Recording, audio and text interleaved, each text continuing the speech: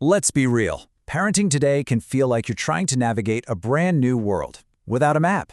So how in the world do you set boundaries and raise good, thoughtful kids in this super connected age?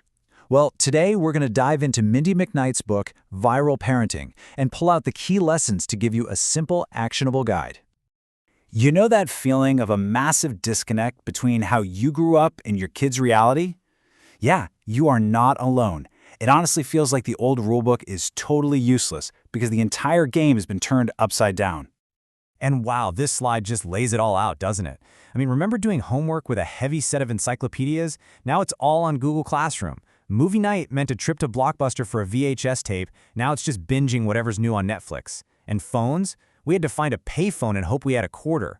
Our kids have literal supercomputers in their pockets. It's not just a different world, it's a whole different universe. And this really gets to the heart of what author Mindy McKnight is saying. The strategies and rules that work for our parents in their analog world, they just don't stand a chance against the digital reality our kids are living in every single day. What's so interesting is McKnight's perspective on this. She calls parents like us exennials, that special little generation that had a totally analog childhood, but then had a fully digital adulthood dropped on us. And that weird position actually makes us the perfect bridge. We're the ones who get both worlds, which means we're the ones who have to write the new rulebook. Okay, so when we're faced with this brand new world, most of us, and I mean with the absolute best intentions, we tend to fall into one of two pretty common traps. Let's break down what those look like. So, as we go through these two styles, I just want you to ask yourself, does one of these sound a little bit like me? And listen, there is absolutely no judgment here. This is all about figuring out where we're starting from so we can see the best way forward. All right, first up, you've got the head in the sand parent. This is the parent who's just so overwhelmed. They kind of hope that if they just ignore the whole internet thing, it'll just magically go away. The problem is, keeping kids in an analog bubble doesn't actually prepare them for the real world they have to live in. And then, on the complete opposite end of the spectrum, you've got the total freedom parent. They just throw their hands up and say, "Fine, I give up," and allow total unrestricted access. This can be just as dangerous because it leaves kids to navigate some really serious online stuff all by themselves. So if both of those common approaches have some pretty big flaws, what's the alternative? Well, this is where McKnight introduces a third option, a much more empowered approach that gets us past the fear and past the feeling of just giving up. She calls this the Group 3 parent.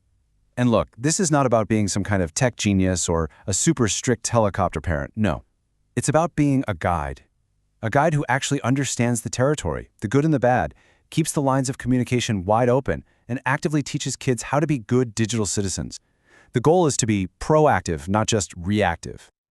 Okay, that all sounds great in theory, right? But how do you actually do it?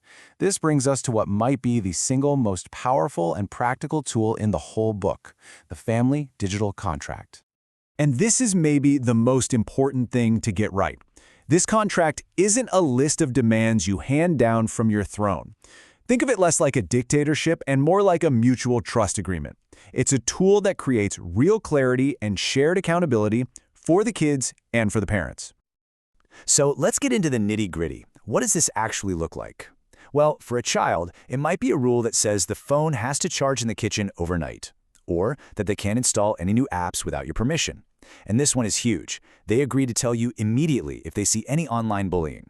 But remember, it's a two-way street. So for parents, you're promising to model good phone behavior yourself. And maybe the most important promise of all, you will not get angry when your kid comes to you with a problem. That's the secret sauce.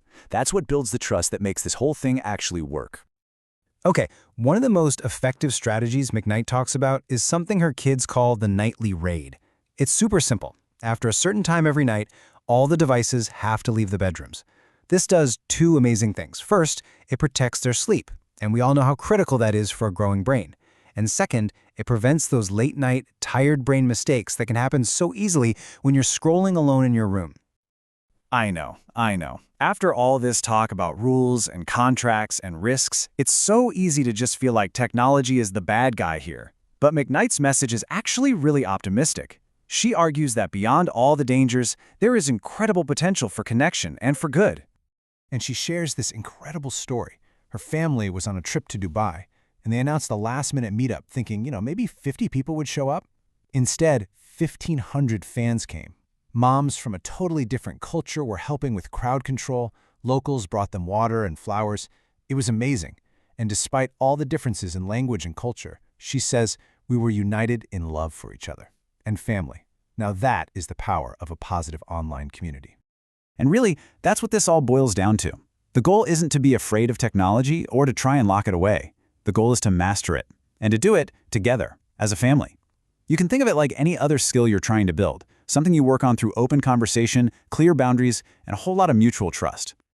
So, as we wrap things up, I want to leave you with one last question. A real gut check question for all of us. In your home, right now, is your family controlling technology, or is technology controlling your family? Being honest with yourself about that is where all the real work and all the real progress begins.